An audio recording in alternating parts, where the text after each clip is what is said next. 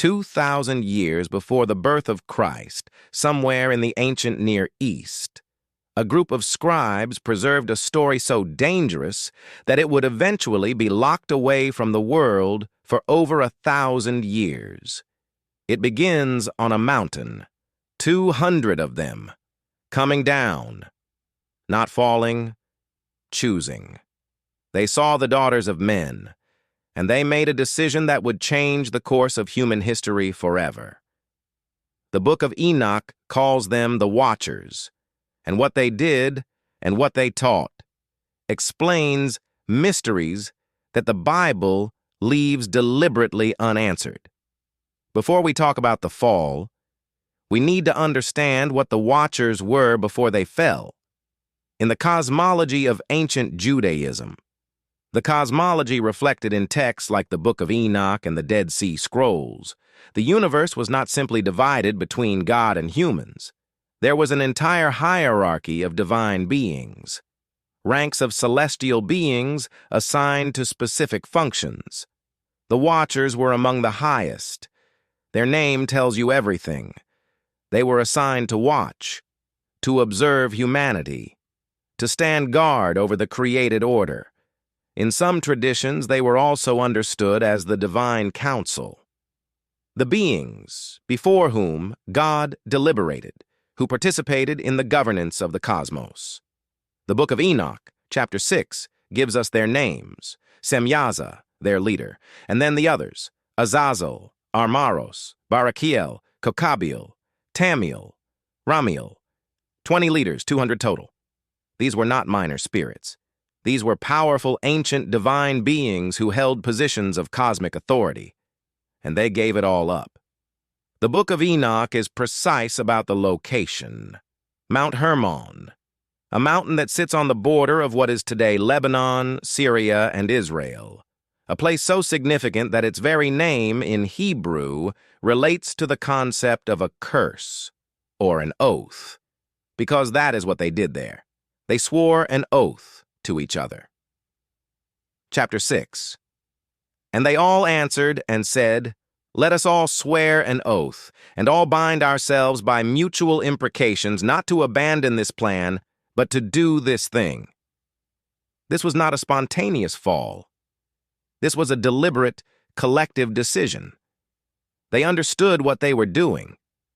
They understood the boundary they were crossing, and they crossed it anyway, together, having sworn that none of them would back out. What followed was not just the taking of human wives. The Book of Enoch describes something more systematic. The Watchers descended. They took wives. They had children, the Nephilim, the giants we discussed in our last episode. But they also did something else. They taught. This is perhaps the most disturbing part of the Watchers' story, and the part most deliberately erased from the version of history we were given. The Watchers brought knowledge to humanity that was not meant to be given. The Book of Enoch catalogs it specifically. Each Watcher taught something different. Azazel taught men to make swords, knives, shields, and breastplates. He introduced the art of war, the technology of killing, to a humanity that had not yet developed it. He also taught women the arts of adornment, the cutting of roots, the making of dyes, the use of cosmetics.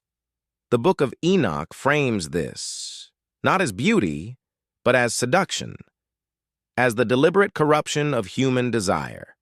Other Watchers taught astrology and the reading of omens, enchantments, the cutting of roots used in spells, the knowledge of clouds, sorcery.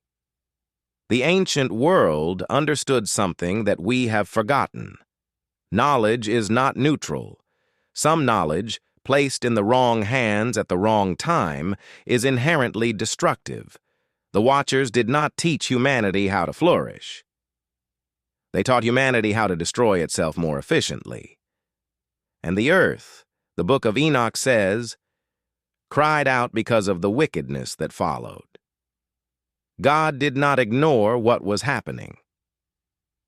The Book of Enoch described 4 archangels, Uriel, Raphael, Michael, and Gabriel, observing the destruction below and bringing their report before the divine throne. And then came the judgments, specific, named, assigned to specific angels. Raphael was sent to bind Azazel, to cast him into a pit in the desert, a place called Dudael, where he would be covered with rocks and darkness until the day of judgment. The Book of Enoch says the earth's corruption was to be ascribed to Azazel specifically. He bore the weight of it. Michael was sent to bind Semyaza and the other watchers, to witness their children destroy each other.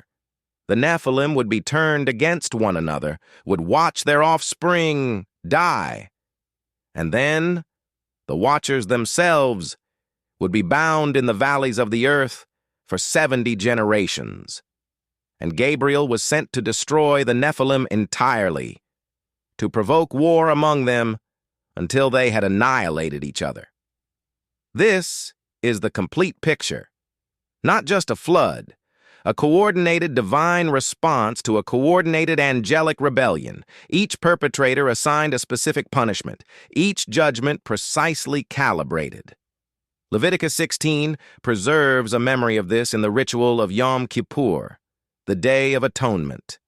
A scapegoat is sent into the wilderness to Azazel. The name is right there in the text, Azazel, the angel bound in the desert. The sins of the people sent to the one responsible for teaching sin in the first place. This is not metaphor. This is institutional memory. The Watchers are not a myth invented to explain human violence. They are a specific, named, historically documented phenomenon, preserved in the oldest Jewish texts, referenced in the New Testament, discovered in the Dead Sea Scrolls, remembered in the liturgy of Yom Kippur. They came down. They chose to fall. They taught humanity things it was not ready to receive, and they were judged for it. In our next episode, we go deeper into the Book of Enoch itself, the text that preserved all of this. We'll look at why it was removed from the biblical canon, who removed it, and what was so threatening about its contents that extraordinary effort was made to make the world forget it existed. Subscribe, because what was sealed is being